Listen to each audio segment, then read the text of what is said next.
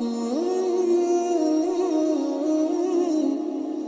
باللہ من الشیطان الرجیم بسم اللہ الرحمن الرحیم وسیق الذین کفروا الى جہنم زمرا حتی اذا جاؤوها فتحت ابوابها وقال لهم خزنتها ألم يأتكم رسل منكم يقصون عليكم آيات ربكم وينذرونكم لقاء يومكم هذا قالوا بلى ولكن حقت كلمة العذاب على الكافرين صدق الله العظیم۔ پچھلی آیات کریمہ کے اندر بیان تھا کہ دیکھو لوگوں نے اللہ کی قدر نہیں کی جیسے کہ اللہ کی قدر کرنے کا حق تھا۔ اب یہاں سے آگے دو گروہوں کا تذکرہ ہے، مومن اور کافر۔ مومنوں کے ساتھ کیا ہوگا اور کافروں کے ساتھ کیا ہوگا، اس چیز کا تذکرہ ہے پورے رکوع کے اندر۔ وسیق الذین کفروا، ہنکائے جائیں گے، یعنی جیسے جانوروں کو ہنکایا جاتا ہے نا زبردستی ڈنڈے کے ساتھ، اسی طرح ہنکائے جائیں گے۔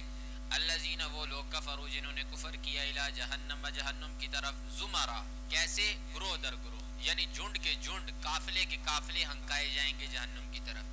حتیٰ، یہاں تک، اذا جاؤہا، وہ آئیں گے جہنم کے پاس، فتحت ابوابہا، کھول دیے جائیں گے جہنم کے دروازے، وقال لهم خزنتہا، اور کہے گا جہنم کا داروغہ ان سے، الم یاتکم رسل منکم، کیا نہیں آئے تھے تمہارے پاس رسول، منکم، جو تم ہی میں سے تھے، یعنی تمہاری جنس میں سے تھے، تمہارے خاندانوں میں سے تھے، تمہاری زبان والے تھے، یتلون علیکم آیات ربکم، وہ تلاوت کرتے تھے تمہارے اوپر رب کی آیات کریمہ کو، وینذرونکم، اور تمہیں ڈراتے تھے، لقاء یومکم ھذا، تمہارے اس دن کی ملاقات سے، یعنی آج جو ملاقات تم نے کی ہے نا اپنے رب سے، اس دن سے جو تمہیں ڈراتے تھے دنیا کے اندر تمہارے رسول، آیا وہ تمہارے پاس آئے تھے کہ نہیں آئے تھے؟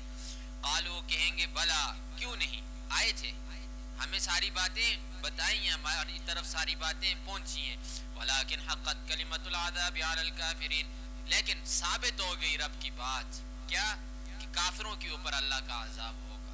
آج ادھر ہم نے کفر کیا، آج بات ثابت ہو گئی، آج ہم عذاب کے اندر ہیں۔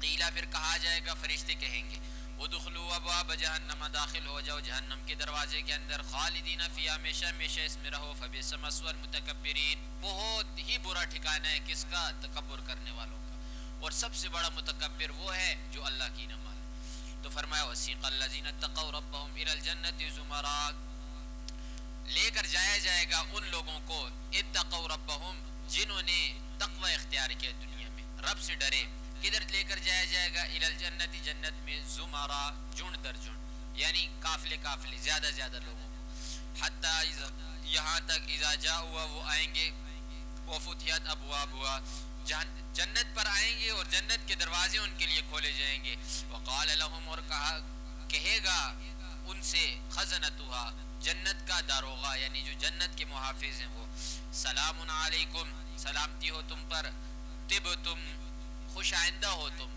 یعنی تمہارے اوپر کوئی تکلیف پریشانی نہ ہو، خوش ہو تم، فادخلوها، داخل ہو جاؤ، خالدین، ہمیشہ ہمیشہ کے لیے، وقالو، تو جنتی کہیں گے، الحمدللہ، تمام تعریفیں اللہ کے لیے ہیں، الذی صدقنا وعدہ، جس نے ہمارے ساتھ اپنے وعدے کو سچا کیا ہے۔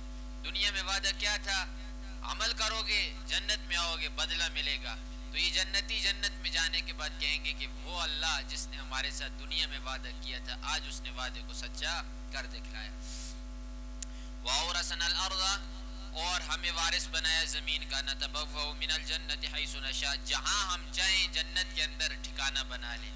تو وہ ابو سعید خدری رضی اللہ تعالیٰ عنہ کی روایت ہے، وہ فرماتے ہیں کہ پیغمبر علیہ السلام نے فرمایا جو آخری جنتی نکلے گا، یعنی جہنم سے اپنے آپ کو پاک کر کے جنت کی طرف جو آخری جنتی جائے گا، فرمایا اس کے پاس جو جنت کے اندر جگہ ہوگی وہ اس دنیا سے 10 گنا بڑی ہوگی۔ فرمایا فنعم اجر العاملین، بہت ہی اچھا اجر ہے کس کا، عمل کرنے والوں کا۔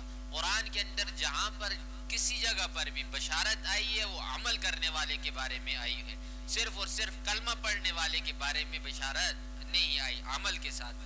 فرمایا وَتَرَى الْمَلَائِكَةَ، آپ دیکھیں گے فرشتوں کو، حافین من حول العرش، وہ اپنے کیا، یعنی گول دائرے کے اندر ہوں گے من حول العرش، عرش کے ارد گرد ایک دوسرے کے ساتھ جڑے ہوئے ہوں گے اور دائرہ بنایا ہوا ہوگا عرش کے.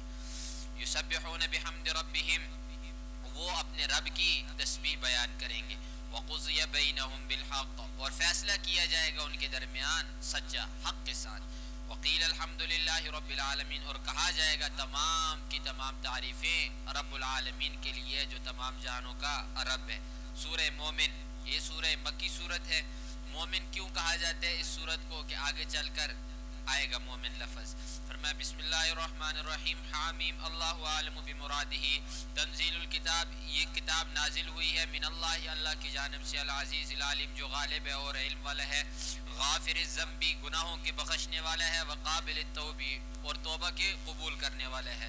شدید العقاب، اور سخت پکڑنے والا ہے. دیکھیے قرآن کے اندر یہ ایک واحد جگہ ہے جہاں پر تینوں چیزوں کو جوڑا گیا ہے. فرمایا گناہوں کے بخشنے والا ہے، توبہ کے قبول کرنے والا ہے، لیکن اس چیز کے اوپر امید لگا کر گناہ مت کرنا. شدید العقاب، سخت پکڑنے والا بھی ہے. فرمایا ذی الطول، بڑی عطا کرنے والا ہے.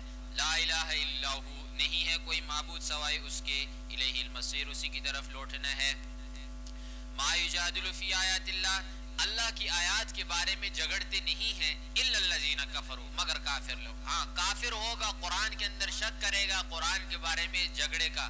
فرمایا فلا یغررک تقلبهم فی البلاد، بس اے محمد الرسول اللہ آپ کو دھوکے میں نہ ڈالے ان کافروں کا الٹنا پلٹنا.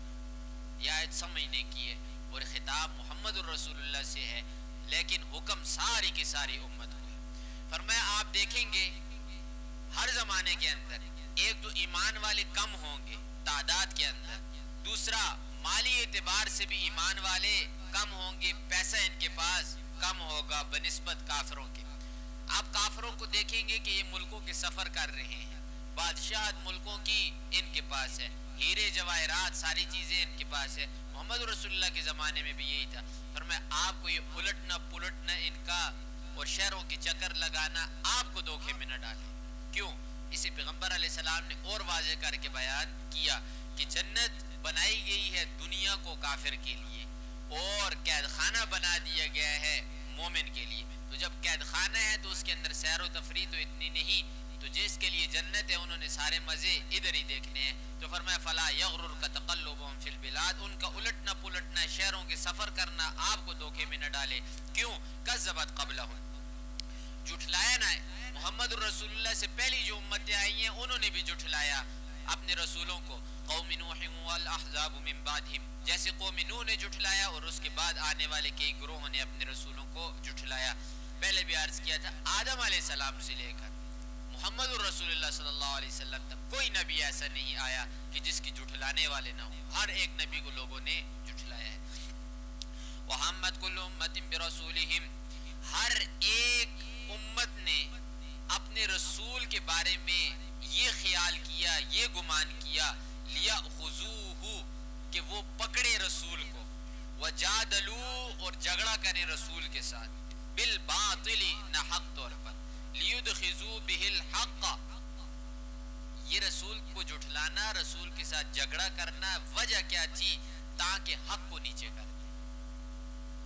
کسی بھی شخصیت کے اوپر جو وار ہوتی ہے، یاد رکھیں وہ شخصیت کے اوپر وار کرنا مقصد نہیں ہوتا، مقصد کیا ہوتا ہے؟ مذہب کے اوپر وار. تو فرمایا رسولوں کو جھٹلانے کی ایک ہی وجہ تھی کہ حق کو یعنی دین اسلام کو نیچا دکھلانے کے لیے یہ کچھ کرتے رہے. اللہ فرماتے ہیں فَأَخَذْتُهُمْ، پھر میں اللہ ہوں نا، پھر میں نے انہیں پکڑا. انہوں نے رسول کو پکڑا تھا، رسول کو جھٹلاتے تھے، میں نے بدلے کے اندر انہیں پکڑا. اللہ فرماتے ہیں فَكَيْفَ كَانَ عِقَابِي، پھر دیکھو نظر میرا پکڑنا کیسے تھا. انہوں نے تو پکڑا، جھٹلایا، کیا ہوا؟ کچھ نہ ہوا. لیکن پھر جب میں نے پکڑا تو پھر دیکھا کہ میں نے کیسے پکڑا انہیں.